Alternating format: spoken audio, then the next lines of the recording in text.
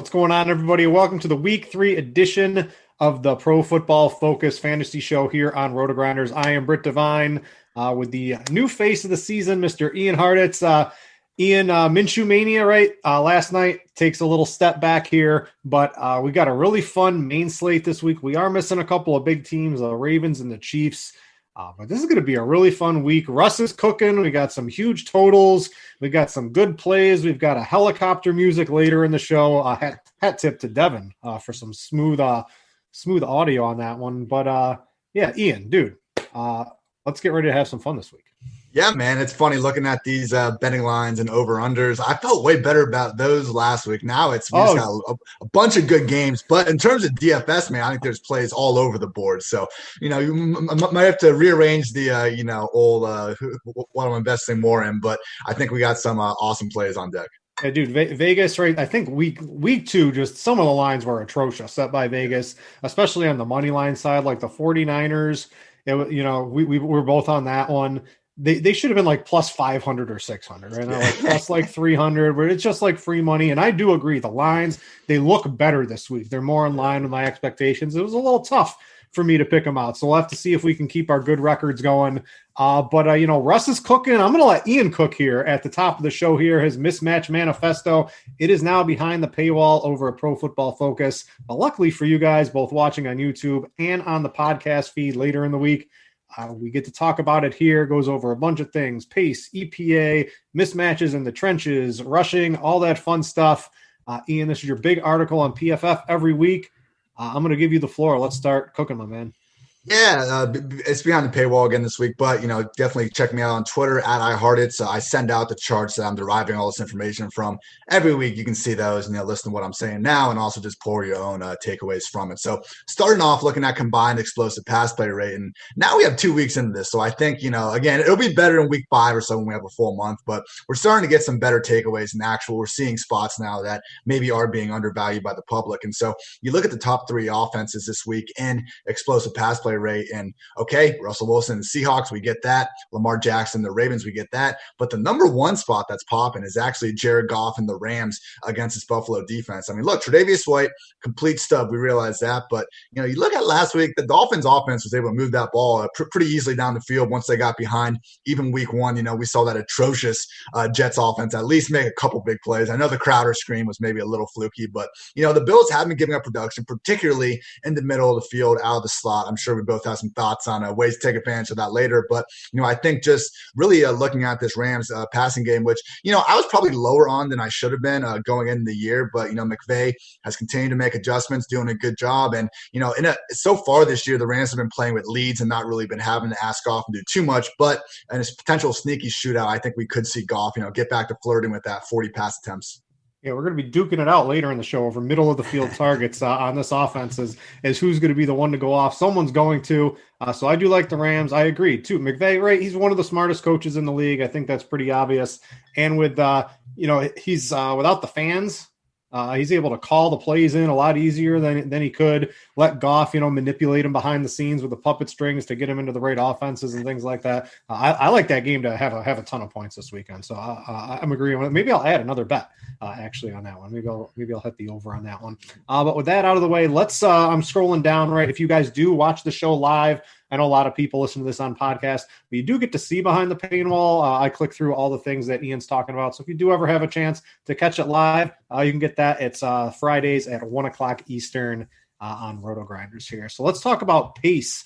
One of the big things, right? We want teams that get a lot of plays on both sides of the ball. That's more fantasy points for us. Where are we looking for pace this week?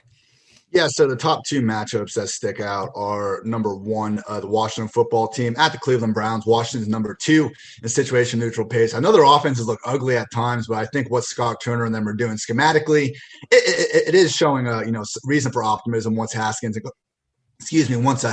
company get a little more on the same page. Right now, it's just kind of been the Terry McLaurin show, but I think once they get, a second third playmaker more consistently involved. We'll see some better things from that offense. And the other really fast matchup is the Lions versus the Cardinals. Lions are 10th in situation neutral pace.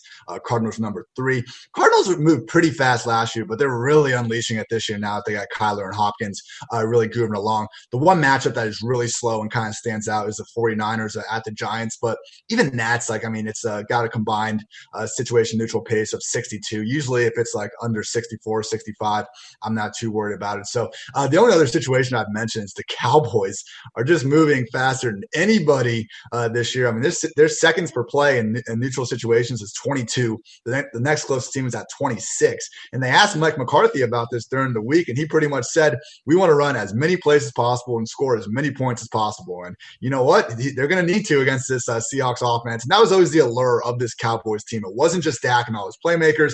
It was that they do not have a good defense to go along with that. So we can't see shootouts like we saw last week with the Falcons. So Browns, Washington, and Detroit and Arizona.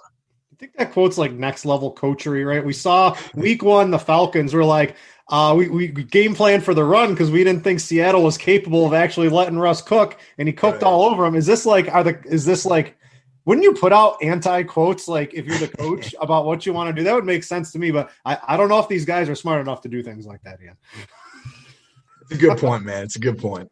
All right, let's go in a couple things. Mismatches in the trenches. These are always important. I look at this stuff for sort of defenses, like the Steelers, right? They're going up against a good offense this week. The defense is so good. They get so much pressure. Watson could be in a lot of trouble this week. What are we looking at out there in terms of pressure and some run stuff in the trenches this week? Yeah, Watson's popping as the single worst guy to worry about. I mean, that combined pressure rate's at 92%. The next highest one's only 77%. So, it's a problem for Watson. The other guys popping are Jeff Driscoll and Lamar Jackson. But I will say with all three of these quarterbacks, I mean, they are at the top of the league in terms of pressure, but it's not so much on their offensive line. I mean, these are quarterbacks that when they're sitting back there and pressure starts to come on the way, it's like, what are your options here? Do you want to run around, try to make a play, maybe take a sack? Do you want to try to force it downfield to someone that's not open? Or do you just want to throw the ball away and nothing good can come of that? So I think, Watson, yes, he has these plays where he takes these bad sacks, but on the other side of things, he creates a lot of plays that would never have been there if he hadn't taken that chance in the first place. So if you are going to go after an offense that, has a high pressure rate facing them, I do think it should be with one of these quarterbacks that, isn't a statue back there and just get teed off on. So I wouldn't be super concerned with them. Obviously a tough spot for Watson, against that Steelers defense as a whole, but at least these guys can move. A couple guys that should just have all day to throw. Ryan Fitzpatrick was popping in this, and he had obviously a great game last night, but Cam Newton against that Raiders pass rush should be just fine. Also, Ryan Tannehill against the Vikings, as long as Daniil Hunter remains sidelined, that's a defense we don't need to worry about. And then Justin Herbert against his Panthers defense that, through a couple of weeks, I know in the preseason we were saying the Panthers were probably going to be the worst defense in the league, and haven't seen a bunch to really remove that idea so far. And then finally, last one is Tom Brady at the Broncos at 47%. I mean, looking at this Broncos defense, man, you got no Von Miller. The secondary is all sorts of banged up. Bradley Chubb is still getting his feet underneath him.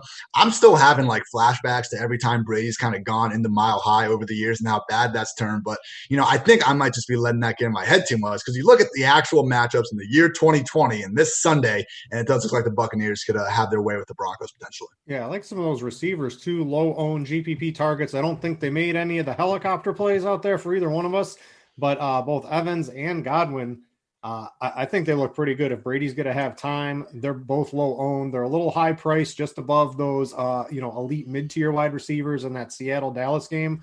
But I think, if the pressure stuff stands out for you, that just gives more credence to maybe looking at a couple of those Tampa Bay wide receivers for some low-owned tournament plays.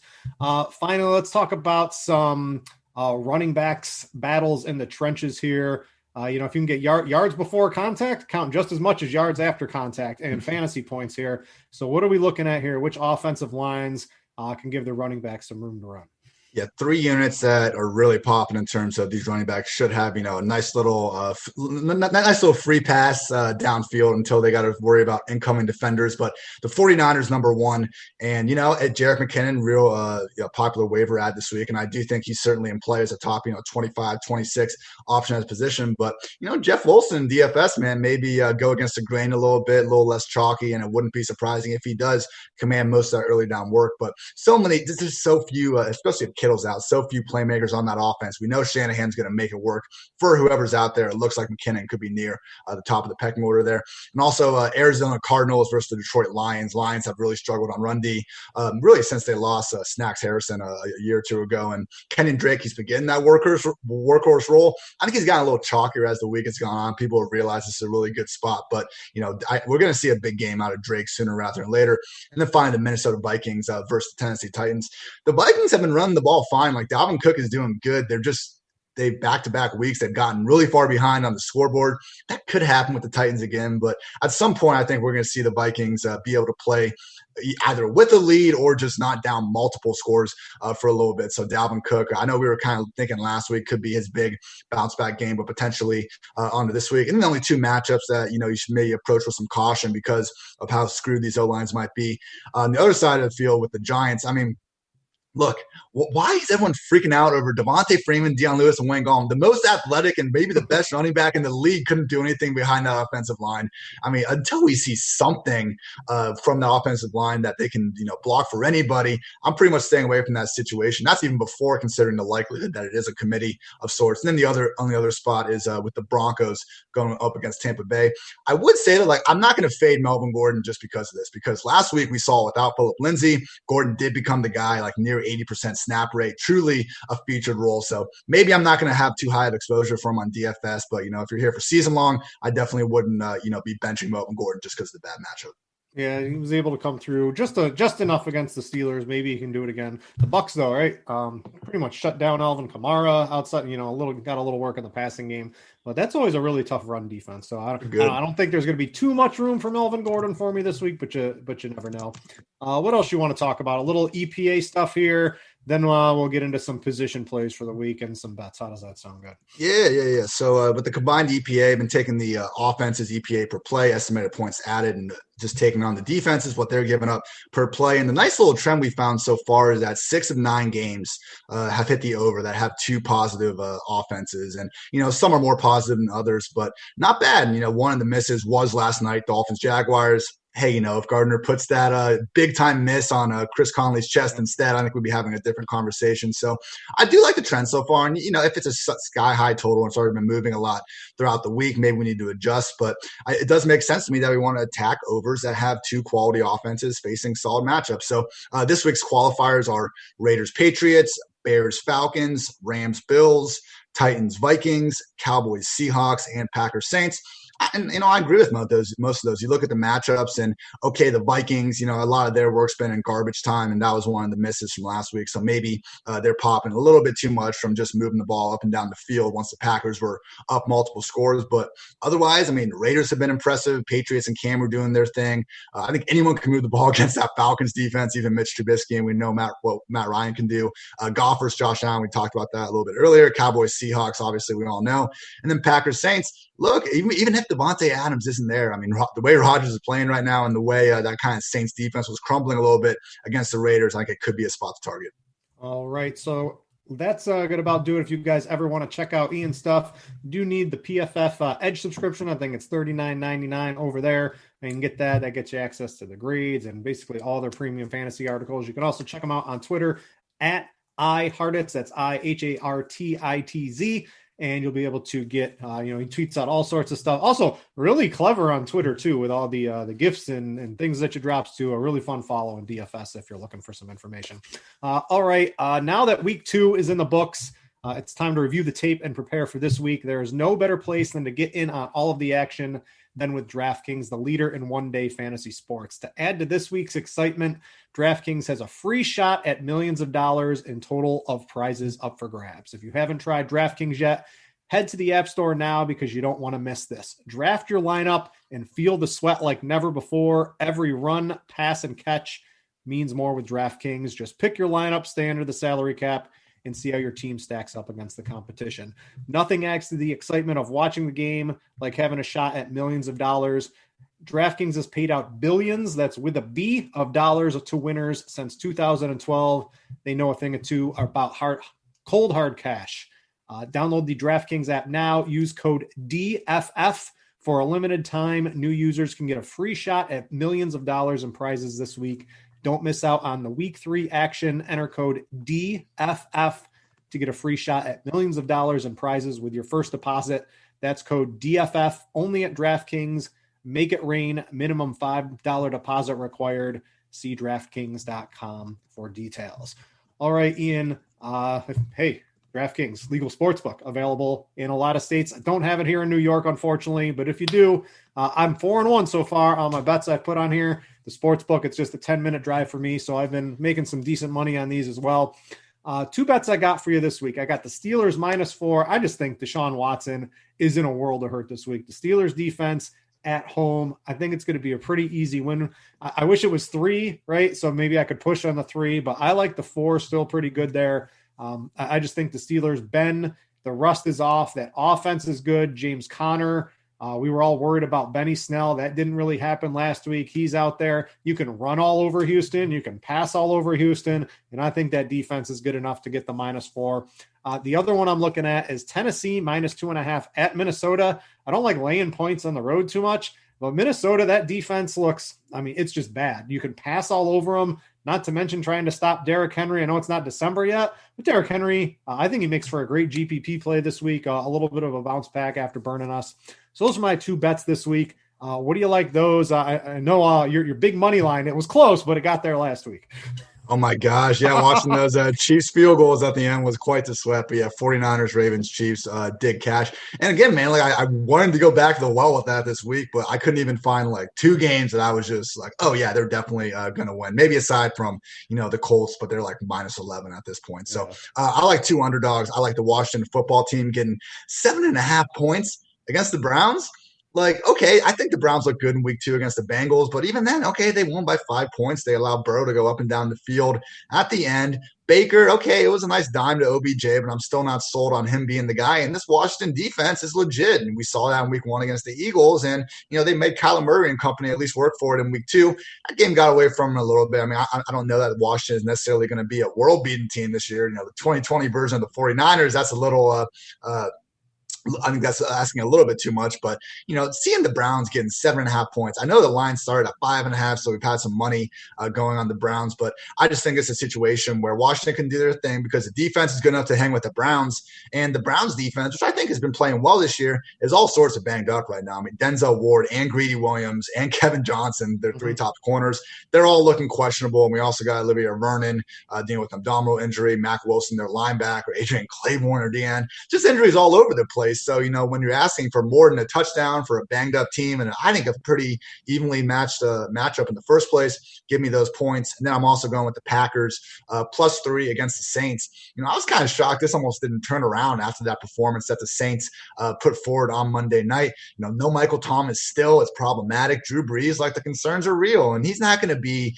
I think, this just awful quarterback. They've never won like throwing the ball downfield, even if he can't do it as well as he could, in the past. They're going to be okay. They have Sean Payton's too smart, and having Kamara there, and still Jared Cook and Traquan. They still have guys that can get it, but I just think the Packers, could also be without the number 1 wide receiver. Rodgers has been playing worlds better than Brees this year. I like the Saints defense, but they weren't looking all that good last week. I think the Packers defense has a similar amount of talent. 2 defenses that aren't the Steelers. They're not this elite unit we to worry about every week, but they do have some blue chip talent, I think, on the D line and in the secondary. So if we're saying all else is equal. Right now, give me Aaron Rodgers over Drew Brees.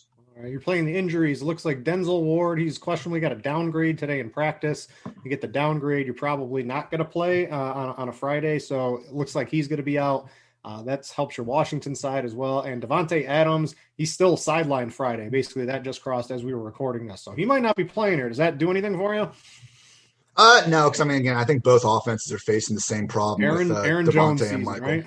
Aaron, dude, 7 targets per game when Devontae's been injured. Aaron Jones season. All right. Let's talk some position DFS plays here. We'll give you a couple cash plays, a couple tournament plays. At the end of the show, we'll have our helicopter plays. Ian's got some. I try to keep pace. My Saquon and what a Mike Williams, right? I think I got screwed on both of those last week. Two injuries. Tyrod Taylor getting his lung blown out by the team doctor. Hurt my Mike Williams. Saquon out for the season. I'll try to do better this week. But let's just start off in cash. You have Kyler Murray here. I'm basically quarterback is the last position I'm filling in this week. As long I'm going to put a preference on. I have one of the top 5 running quarterbacks. These are the cheat codes, and it is so much more prevalent this year than it has been in the past. I mean, is Kyler Murray going to be on pace for 24? Is he going to get 24 rushing touchdowns? That's what he's on pace for right now. Probably not. Is Cam Newton going to get there? Probably not, right? But having these dual threat quarterbacks is just the perfect way to, end/or start your cash game. So I think Kyler Murray, but I'm cool with letting Russ cook. That game looks pretty good. Dak Prescott, right? He stole all my Zeke touchdowns last week. Zeke still got there, but he's looking pretty good. Josh Allen, I like that game to shoot out. Cam Newton's doing great. We got Kyler Murray. It's the last spot I'm filling out. I'm with you. I sort of like Kyler Murray. If I have to choose, I just think he's I don't know. I think he's the most likely to run the most, and that rushing upside he has. I don't know. Maybe it's hurting Kenyon Drake a little bit because they're just calling pass plays and they're letting Murray run off the pass plays, which I think is instead of calling run plays for Drake. Maybe that's hurting Drake a little bit. We can talk about that a little bit, but I'll let you talk about Murray. I'm cool with any of those top 5 running quarterbacks. So I'm with you. I don't think, the base projection between these guys should be all that wide. Gun to my head giving Murray, but I think the one other factor we should more strongly consider is I think Kyler to DeAndre Hopkins out of these 5 is like the most sure thing stack. And if we're looking for the floor and the cash games, I mean, this is nothing against, Cooper, Diggs, Metcalf, even Edelman. I mean, all those guys are great, but I just think the Kyler to Hopkins connection has the most guaranteed targets of any of these potential stacks. It'll cost you to get up, but I think there's enough value elsewhere on the slate where you can afford it this week. On a slate without Devontae, without Michael Thomas, with Julio, all kinds of banged up, and he's going to be a game time decision. Hopkins is suddenly standing out as the clear cut number 1 receiver. And, if you can get him in that lineup as well with Kyler, awesome. Yeah, I think that's good. My GPP play, I'm looking at Matt Stafford, right? So you got all those running quarterbacks, I think, are to be reasonably popular, and you can stack and double stack all of them. Cam's a little tougher, but we saw, right, he can support Julian Edelman, and he can support N'Keal Harry or Damiere Byrd if it gets into a shootout. He has that capability too. Don't sleep on that if you're like 4-man game stacking or things like that. But I'm looking at Stafford. Galladay's back. They held him out a couple of games just to, in my opinion, to get him to full health for the rest of the season. He's back. The deep passing is going to follow. Galladay's just a beast on those deep balls. Everyone's going to be focusing, right, on the Arizona side in this game. This total is shooting through the roof. Why can't Stafford to Galladay, to Hawkinson, to Marvin Jones? Why can't he be the one that goes for 350 and 4 in this game instead of, Kyler Murray? Maybe it is Kenyon Drake that maybe scores 2 touchdowns or something like that. So I'm looking at Stafford as the run back. Much lower ownership. You get lower ownership on the main targets too. So in GPPs, I'm just taking the opposite side. As much as I like Kyler Murray, right, I'm taking the opposite side in tournaments this week. I like that call because Stafford last year in the first 8 weeks of the year led the league in average target depth. They were just slinging it downfield to his heart's desire. This year, he's more middle of the pack and it's down from like 11 plus yards to 9, which makes sense. You don't have Kenny Galladay out there. You're not going to be trying to do the same things you would with him, but it makes sense that Stafford, like Minshew without Chark last night, you take away the guy's baller alpha number 1 wide receiver, might not have the same results. So truly a huge addition to get for that offense. I'm looking at Daniel Jones this week. I'm sitting all the way down at 5,500. This is my single favorite, GPP kind of passing game stack of the week because they're home. They're facing a 49ers defense that is still scaring everyone off. But guess what? The week 3 49ers defense should not scare anyone off because they are all sorts of banged up right now. Richard Sherman's on IR still. Jason Barrett's still out.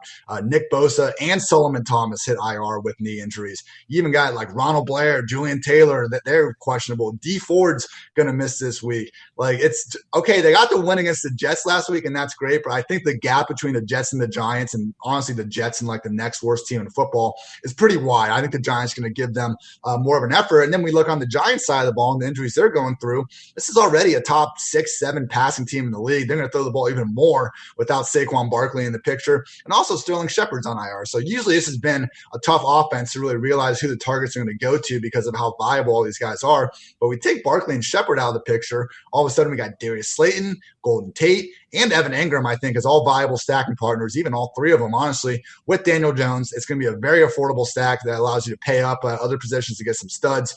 And yeah, last year, only Lamar Jackson had more 30-point performances than Daniel Jones.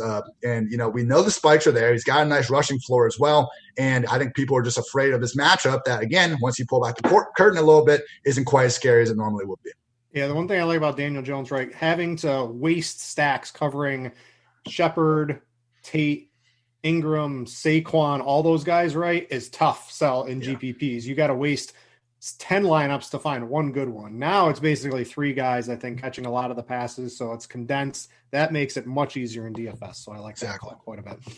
Let's go to the running back position. We both like, as our cash play, Miles Sanders, just too cheap, came back, assumed his workhorse role, and this week it is presence galore. He gets to go up against the Bengals. They're 20th in run D grade as a team on PFF. Sanders played 76% of the snaps this week. And if you look at our Gridiron IQ, it's like our tool here that puts all sorts of statistics, basically your battle station, if you're a RotoGrinders subscriber, to look at all sorts of data. It's all green on Bengals defense for run. Green is good. You want all that over there. So it's looking really good. They're allowing the 3rd most run yards, highest run play percentage against so far. They've allowed 12 run plays of 10-plus yards against. Miles Sanders is in a smash spot. You could I like a couple passing options. Maybe Wentz gets on track here. You can do whatever you want against the Bengals, and I think their offense is just good enough to maybe keep pace. I know the Eagles' defense is going to be pretty popular on DraftKings because they're cheap, but I think the Bengals are going to become a better offense as the season progresses. Maybe it starts here. This game has a sneaky shootout potential, and it looks like we're both all in on Miles Sanders. Yeah, no, I think he deserves to be the highest owned running back on the slate. After we saw last week, he came back to a true 78% plus snap workhorse role, 7 targets. Absolutely understand the allure. I just think, right around that same price point, like Kenyon Drake, if you can get Sanders and Drake in your cash lineup, I mean, by all means, go for it. Because Drake, almost the concern going in this year was like how involved is Chase Edmonds going to be, and he's been getting some touches, but it's the Kenyon Drake show. He's gotten 71% and 65% of the snaps. I mean, he's one of only 8 running backs this year with at least 40 touches. And I know a lot of them have been on rush attempts, but he's getting the workload we want. They've just faced 2 really tough defensive lines so far in the 49ers and the football team from Washington. God, it's always so tricky talking about them. But they've had those 2 matchups. And now, as you're talking about the Bengals just being, a team that everyone can run on, Lions are the same way. I mean, David Montgomery week 1, 13 carries, 64 yards. They got down the scoreboard, so they couldn't keep feeding him, but he was being efficient. And then last week, Aaron Jones went absolutely bonkers. 18 carries, 160 yards, pair of scores, not to mention what he did as a receiver. So, we saw all these blow up overall RB1 performances from Kenyon Drake in the last month of 2019 season. I think we're overdue for another one. This is a perfect spot for him to make it happen. Yeah, why don't you talk about your GPP play too? Yeah, David Montgomery, I'm fine going back to the well here. I know people, used kind of the high draft picks on him last year and he didn't respond. But even if you look at last season, towards the end of the year, like Miles Sanders, he started to improve a little bit. The difference was the Bears weren't really in the playoff race the same way as the Eagles were. But, 2 weeks through this year, David Montgomery, he's 11th among 53 running backs in yards after contact per rush. He's 8th in missed forced tackles per touch, 11th overall in PFF's rushing grade. So the guy's been out there making people miss the way we wanted him to coming out of college. Tariq Cohen's been involved, but really not much. Cordero Patterson's been siphoning away a lot of his snaps. So it's risky because it's the Falcons, and hey, maybe the Falcons get up fast on them like they were able to do on the Cowboys last week. And we know Montgomery is game script dependent. So he's not a cash play in this spot. But, I don't think the Falcons' run defense is anything we need to fear. It's the Cowboys and Seahawks have been able to pass all over them. But, I mean, it's still a situation where they give up a ton of receptions to the backs. And Tariq might not be the guy getting those. I mean, shout out Montgomery having, I think it was a 30-yard touchdown last week, a little broken play, making some dudes miss out there. So Montgomery's, I think he's a nice pivot, kind of as current price off of, more chalkier Sanders and Drake people. I would stick to them in cash and go after someone like Montgomery, who, again, good matchup, and he does have a chance at 20-plus touches if things go his way. And he lets you get maybe like a DeAndre Hopkins or spend up at tight end in your lineup too. So that's a good way to differentiate. Mine is going to be, it's sort of in the price tier of some of the elite guys you want to use, but I'm looking at James Conner. Team's been running all over Houston this year, right? So Conner, 78% of the snaps last week after we were worried about Benny Snell. Houston's allowed the 2nd most run yards, the 2nd highest rushing success rate, the 3rd highest yards per carry, PFF has him rated as the 30th run defensive grade team in the league so far this year. We've just seen him get run all over. I like it as an ownership swerve. It's not really leverage. Maybe it's a little leverage off Deontay Johnson, who I think is going to be reasonably popular getting all those targets. But you switch to Connor. He's a swerve off some of those guys at that same price range while also giving you a little bit of leverage on Deontay Johnson. I'm looking at him. I like the Steelers to win this game. I had him at -4. I'm taking that.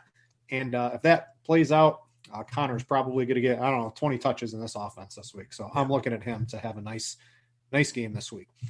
Friendly reminder, if you guys are watching on YouTube or listening on a podcast, if you're, I mentioned Gridiron IQ, I'm looking at ownership percentages. Hey, if you want to get your hands on that, listen into the show. We're going to give you a discount on our Core 4 subscription. If you go over, I believe Devin's posting the link, but you can find, if you go up to sign up, use code PFF, right? We had DFF or DraftKings earlier. This is PFF because it's the PFF show we're on right here. Get you $5 off your first month of RotoGrinders. You get access to cool things like Gridiron IQ.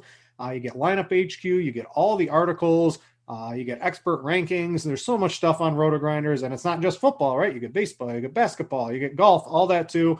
And then if you want to get all the little sports, I guess League of Legends is something's happening in some video games right now. I don't know. There's like a championship. If you want to get access to what we call our, all the little side sports, you can get a bigger discount on that, $20 off your first month over there. So go check that out. That's code PFF when you sign up. All right, let's get to wide receiver. I'll start off here. I mentioned Deontay Johnson. We've got CeeDee Lamb. They're both 5,400 on DraftKings. I'm looking at some cash game plays. There's a couple of ways to basically make your cash teams on DraftKings this week. You can min max at the wide receiver level. You can get frisky with like KJ Hamler at 3,000 and spend up, or you can get a little, more safer production in the mid tier in the 5,400 range. Deontay Johnson and Lamb. How do you not like Lamb? Seattle's been lit up by slot wide receivers all season long. Lamb is basically a slot receiver. He's played 90% of his snaps from the slot. Seems like a good match. I know it's just 2 weeks of data. I don't like to make too many inferences on 2 weeks, but I'm going for it here. I think Lamb's a really good play. He looks really good in that Cowboys uniform. The other one's Deontay Johnson. I like Connor. Maybe Connor and Deontay don't get there. Deontay's definitely going to be the more popular player. But the Texans getting no pass rush. I mentioned how bad they are at run defense. They're also 30th ranked in PFF pass rush grade as a team through 2 weeks. He's got back-to-back double-digit target games. He's getting separation. He's getting deep downfield targets that provide fantasy value. Both those guys are just too cheap in my opinion, and they fit really good in that mid-tier wide receiver build. You load up on stud running backs. You get one of your good quarterbacks. That's one way. The other way is to get a little friskier with a couple of the minimum price plays and maybe get a DeAndre Hopkins in your cash games. I think I'm going to go that mid route, Ian. Getting frisky. I want to get frisky with KJ Hamler. You look at his NFL debut, and we saw everything we wanted to see out of this guy. And, had the draft capital, top 3 rounds, and just had the injury early on in training camp, unfortunately. So I think the hype kind of died out on him. But this is truly, if he would have run at the combine, I think he would have clocked something in the 4.2 range. This dude can absolutely fly. And you look at week 1, Jerry Jeudy was in and out a little bit with a rib injury, so he was only at 57% snaps. But Hamler 62% and Tim Patrick 65%. He's in 3 wide receiver sets already. He's starting out there, and he's a big part of his passing game. And we saw that last week. He caught 3 of 7 targets. He's not like this field stretcher. We need him to convert on one big one downfield type of guy. Good film with him. Even twisting up Joe Hayden a little bit on some out routes and getting the ball. And this all came with Jeff Driscoll under center. And the thing about Driscoll, I don't think he's going to lead the Broncos to playoff contention or anything, but this can be a guy that still enables his wide receivers. Over these past 2 seasons, only Matt Stafford, Jameis Winston, and Jeff Driscoll have a double-digit average target depth. So he is fine throwing it down the field. He can move around, maybe evade that Buccaneers pass rush and give his guys a little bit more of a chance. It's 3,000, and I think it's a guy with a target projection of at least 5 or 6 and the speed to make the most out of it. So, it's a little bit risky, but I do think the floor is a little bit higher than people are giving it credit for. And then quickly, GPP. I mentioned Daniel Jones and why, I'm high on him already, but yeah, Darius Slayton and Golden Tate. Slayton, I think we talked about in week one, like every time one of these guys is out, he tends to ball out, when the target share is more condensed. It's certainly looking that way now. And, against this 49ers secondary, if Sherman was there and they had the pass rush, okay, it'd be more concerning, but they don't. And because of that, Slayton is set up to thrive. And even Golden Tate is going a little under the radar as well. Now he'll get all those slot reps with Sterling Shepard out. Tate, first week back last week from the hamstring injury. He looked good, was playing his usual role, and didn't see him any worse for the wear. So Slayton and Tate in tournaments and KJ Hamler in cash. All right. My tournament play at wide receiver, I mean, yeah, in theory, I think we could come up with 20 tournament plays for wide receiver. But one I like, it's giving you leverage off chalky Miles Sanders. That's Deshaun Jackson. The Bengals D just sucks, right? You can run on them. You can pass on them. They're giving up big passing plays. And what I like about Deshaun is, that Eagles offensive line, a little banged up. Good news, 31st in team pass rush grade. That would be the Bengals at PFF. In my head, hey, that gives Carson Wentz some time. That gives Deshaun Jackson some time to beat some receivers deep. Couple of touchdowns, 100 yards. That's up. I like that possibility in tournaments. He bumped up to 75% of the snaps last week after being a little down in week one. Maybe he was a little bit banged up. So I like he's getting more snaps. There's no Rieger. He's going to be the field stretcher. It's not going to be J.J. Arcega-Whiteside. He's not really going to be doing too much on the opposite side. You can mix in one of the tight ends, too, for a little bit more safer output, I think, too. And they both obviously have an upside. But Jackson in a tournament gives you leverage off of Sanders. I think you can even play Wentz, Sanders, and Deshaun in the same lineup. Sanders catches enough passes, so don't forget to include him every now and then in your Wentz stacks. But I like Deshaun. It's just setting up for him to have a really big game. Man, moving on to tight end real quick. I like Jordan Akins in cash. He's only 3,400. He's against the Steelers. It's a tough matchup, but I agree with you. I think the Steelers can get the better of the Texans. We're going to see Watson in comeback mode, and as we've seen in the first 2 weeks, he's going to put up yards. He's going to get into someone. Akins has been that guy so far. 9 targets through these first 2 weeks. He's caught all 9 for 94 yards and a score. And he's playing more than any of these wide receivers. Like, that's the best part. Last year, we couldn't use Akins or Fells because they were splitting snaps almost right down the middle. This year, Fells is more of a 20-30% guy. He got the red zone touchdown last week. They do like using him down there, but Akins is the one with the upside. He's the one actually running down the seam, getting those potential 20-plus yard targets. And back-to-back weeks playing over 80% of the offensive snaps. I mean, we know they're going to go out there and pass the ball. They're probably going to have to against this defense. And, 7 catches for 55 yards last week, a week after he went for 40 and a touchdown. I think we're still a little bit behind the ball when embracing Akins as, an upside tight end too at the worst. So at 3,400,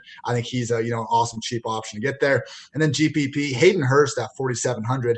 Look, like the problem with Hurst has been, for me at least, the reason why I didn't rank him high is because they're going into Sunday and it's Julio, Ridley, and then maybe Hurst, maybe Gage, but we're looking at a potential number 4 pass game option most week. If we take Julio out of the picture, or at least he's as banged up as he is right now, we can, zero in on Hurst a little bit more as someone that we can take a chance on.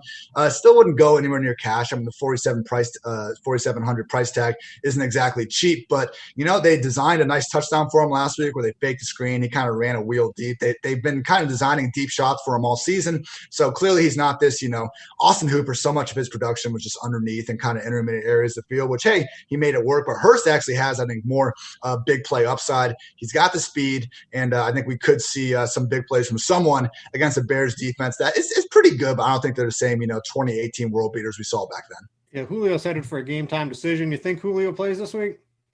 Yeah, I think he plays. That dude's so tough, but I think it's like last week where he's more or less a diversion out there. Yeah, I say it's legitimately 50-50, but I think he is going to be limited in some way, shape, or form. Exactly. So for me at the tight end position, I'm just gonna eat the chalk in cash games. Logan Thomas, he's too cheap. He's getting just targeted all over the field. He's not catching a lot, but the targets are there. The air yards are there. Cleveland's allowing the most fantasy points per game so far this year to tight ends. It's just 2 games, but hey, I'm looking for something to do. I don't want to spend money at tight end in cash usually if I don't have to, right? I want the high every touch Miles Sanders. I want Zeke. I want Derrick Henry. I want those running backs. So I have to sacrifice every now and then.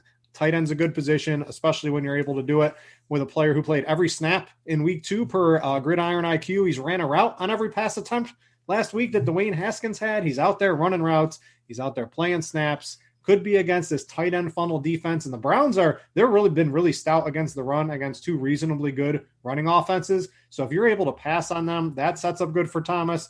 I think the Browns can win this game. I know you like the Redskins too, but if you like the Redskins on the betting side, come on, Ian, get on board with me with Thomas. No, it's fine. We just haven't quite seen that efficiency with him yet, but all the targets and the air yards and stuff are there. So I wasn't quite buying Thomas after week one. They went right back to him in week two. So I still think Antonio Gibson is that number 2 weapon in that offense eventually. But hey, they're feeding eight plus targets per game to any tight end, we got to pay attention. All right. And last week, right, I talked about a tight end for tournaments. What's one of the biggest signals for a tight end? Big home favorites. I mentioned Jonnu Smith. Smash. That one worked out pretty well. This week, I got at low ownership. I got Hunter Henry. How does this sound for you, right? We saw him. Nobody's talking about him because he just hasn't gotten in the end zone yet. If he gets into the end zone in either games, his ownership would be double this week. So he had good rapport with Justin Herbert. Herbert's going to be starting this game. It's the Panthers. Anybody can have a GPP winning performance against the Panthers defense right now. Why not Hunter Henry? He's a great tight end. He's just a little bit higher priced than, a guy like Thomas, a guy like Jordan Akins, right? Nobody's going to be using him. I think this is the big home favorite tight end. This is when they smash, low ownership, Hunter Henry in a GPP game. I like it, man. Now I got to go against you a little bit here. I think the Steelers hype is a little bit unwarranted. We've seen that line move down from 6 to 4, and I don't know if they are this juggernaut yet. They've gotten to 2 wins, and it makes sense that Roethlisberger and company, they're continuing to get better. They did look better on offense in week 2 than week 1, but the Texans defense at 2,100 to me is interesting because this has been just the worst possible start you could ask for, facing the Ravens and the Chiefs back-to-back weeks. No, they didn't look great in those matchups, but there's a reason why we didn't see, the Ravens and Chiefs having their usual dose of big plays in those games. The Texans defense isn't awful when they have J.J. Watt on the field, which they do right now. And also shout out Bradley Roby, who's been using shadow coverage this year, and he really did a good job limiting both Tyreek Hill and Marquise Brown. So I think the situation where Juju's got this knee injury, he's been a little banged up. J.J. Watt can have one of his J.J. Watt games, and we got Bradley Roby making life difficult for Deontay Johnson. Roethlisberger's not looking too mobile out there. I just think the Texans are not this trash, bottom 5 team that they're kind of been made out to be after 2 just really tough weeks. And when they are literally the second cheapest defense on the entire slate at just 2,100, I mean, I'm naming KJ Ham. I'm looking for the friskiest plays possible. You're min-max in your lineups this week. Exactly. So I think if you want to go if you want to get one of those bottom 5 defenses, I go with Houston. If you want to just pay up a little more and not have to worry about this, I understand. But I do think maybe they're more of a GPP play, but I do think the Houston kind of defense and team overall isn't quite as bad as they're being made out to be right now. All right, I'm going to throw a couple defenses for cash. I like the Eagles if you need to save a couple bucks. If you have some money, the Chargers look like the stone cold lock of the week, in my opinion. We saw what the Buccaneers did last week against Carolina. I think the Chargers are a better defensive unit. They're at home. They're big favorites, right? They get out to the lead. Panthers have to pass. That's interceptions, that's sack opportunities, and that Chargers defense is good enough for there. And I mentioned the Falcons last week, right? They scored the Cowboys scored a lot of points, but there are a lot of turnovers in that game too. If you want to have some fun, Falcons home against Mitch in a tournament, that seems reasonable to me. And then you got one that I like too. You got they give you all sorts of cool statistics behind the scenes over at PFF, and I'm a little jealous. So tell the people why you like the Rams a little bit. Yeah, Rams on the road at 3K, looking like pretty low projected ownership. We know they got Aaron Donald, Jalen Ramsey. They're not as complete as they were in the past, but they still got some blue chippers out there. I love Josh Allen. I mean, I'm trying to turn PFF into a Josh Allen company. I know we get hate on that all the time, but look, he's been great in these first 2 starts, but come on now. They played the Jets and the Dolphins, really cozy opening stretch. And I saw Josh Hertzmeyer from 538, super sharp dude. He put out an article looking at Josh Allen, and pretty much his conclusion was that, okay, Josh Allen has been playing really good in the more kind of volatile metrics we track, but in the more consistent things, he's been a little bit middle of the pack quarterback. So it's going to be tough for him to keep looking like, literally one of the best quarterbacks in the league for too many weeks. We know he's got this turnover prone floor, and that really hasn't gone away this year. I mean, we do have one of the cool stats is turnover-worthy plays that tracks, dropped interceptions, fumbles that maybe they recovered, plays that weren't necessarily turnovers, but certainly were worthy of being a turnover. And Josh Allen is still right up there in the top 3 in the league in those, as well as dropped interceptions. So it's been going great for him. I mean, I don't think he's going to get shut down. Like I'd be fine. I'm still treating Josh Allen as a top 6 fantasy quarterback, but as you mentioned in that Falcons game last week, you can give up a lot of points and still put together some big defense performances. So I think the Rams have a chance to force 3+ turnovers, and who knows, they find the way to make it to the end zone. We could be looking at a nice GPP defense to have, and you can stack them with Darrell Henderson, assuming Cam Akers gets ruled out. All right, it's that time in the show. Devin, the people have requested that smooth sounds of those blades hitting the air, so get that moving for the people. We've got the chopper plays from Ian. Ian, let's go over what these are. If you guys ever forget to listen to the podcast, these are available on PFF. He has an article. He tweets it out. You can go read about them, but I'll give you a couple minutes here to talk about some guys in consideration for your play of the week. Yeah, as always, restricted to Sunday main slate contests only. Can't be among the top 5 highest priced players. Britt, you broke that rule last week, and Saquon got hurt, so thank you. I ruined it. So thank you for that. Can't have a projected ownership over 5% on DraftKings, and we're looking for 100 total yards and 2 scores, and QB is 300 total yards and 4 scores. So, I'm 0-2 on the finalists this season, unfortunately, but I'm feeling good about these guys moving forward. And, last week, even if it's not finalists, an L is an L is an L, but I was happy to see Mostert and Austin Eckler, 2 of the finalists last week, go out and have some, pretty big games. So this week, guys, I'm looking at Chris Carson is honestly the favorite, I think, to get the nod this week. Russ is cooking, and that's awesome. And the passing game looks great, and the Seahawks offense looks great. And for some reason, Carson, I think, is flying far too under the radar, because in week 1, he comes out and DJ Dallas was a healthy scratch. So great. Carson caught 2 touchdowns because he's their pass down back. Carlos had more carries, though, and it was a question like, okay, is this going to be the Carson-Penny split we saw last year, but with Hyde? No, because week 2, he comes back, and he commands 17 carries. Hyde was more of an afterthought, and he got back to playing his usual 60-70% plus snaps role. So Carson is in line for the 15-20 carries he gets more weeks than not, and he's, getting all these passing game reps. So still hasn't, managed to find his way in the end zone on the ground. I mean, that's not going to stick for the whole year. Russ has been dropping these deep passes in, and that's great, but, Russ can keep having all the success he wants through the air. They're not going to keep ending up in the end zone every time.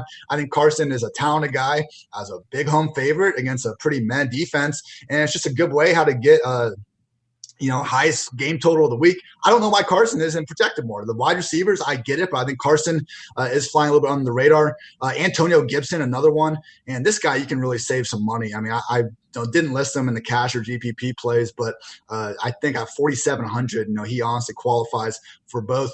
Look, after week 1, it was like crap. Peyton Barber is playing a ton, so is J.D. McKissick. That changed immediately. Gibson last week played 65% of the offensive snaps, team high 13 carries. Barber played 1 snap the entire game, and Gibson got both targets over J.D. McKissick. So I know Washington offense not looking great so far, but if anyone should be the front runner to be the number 2 weapon on this offense sooner rather than later, I think it's Gibson. I think after this week, we're going to be treating him as more of a weekly RB2. Daniel Jones, talked about him plenty before and the reasons why I like him, but I do think he has that 300 total yards and 4 touchdown upside in this spot, and plenty affordable to do it. And finally, I would say right now, like out of this group, also, by the way, I had Kenyon Drake in there, but I think that's kind of cheating because his projected ownership a little bit higher than I was seeing before, but love Kenyon Drake.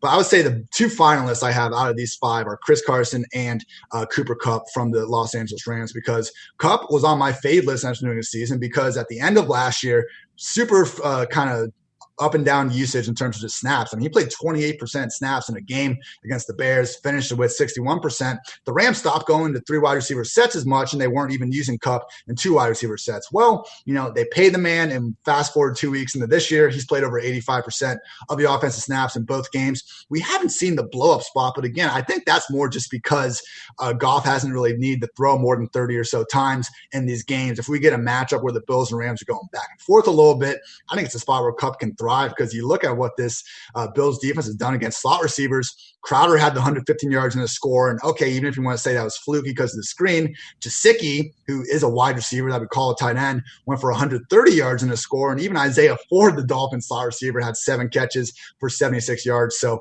Teron Johnson, the Bills nickelback, I mean, he's given up the second most receptions in the league in slot coverage. Tre'Davious White does not move inside. I think he's going to be on Robert Woods. And, Kupp, right now, he's on a 10-game streak without 100 yards in a score. That's the longest such stretch since his rookie season.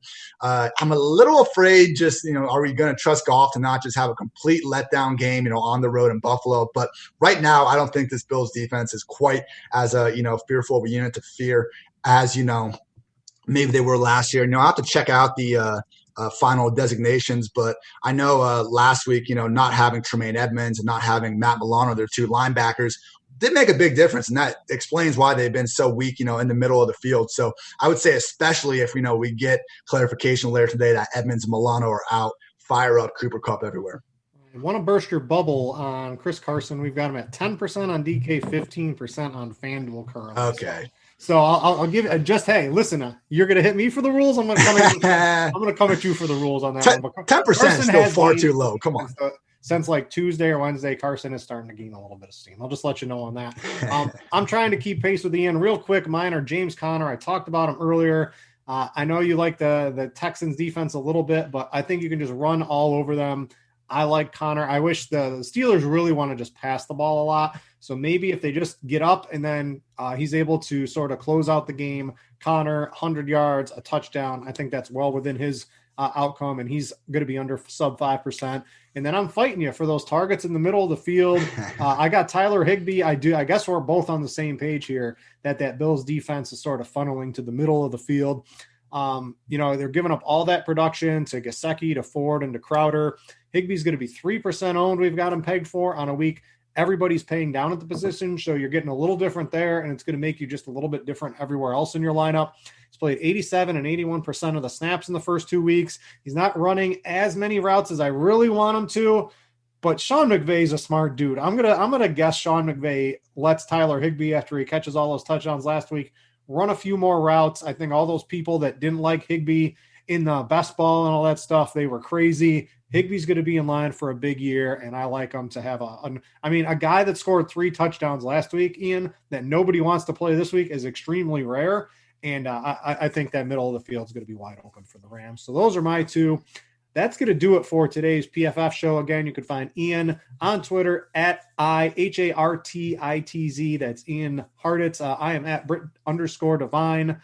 And good luck out there in the streets in week 3.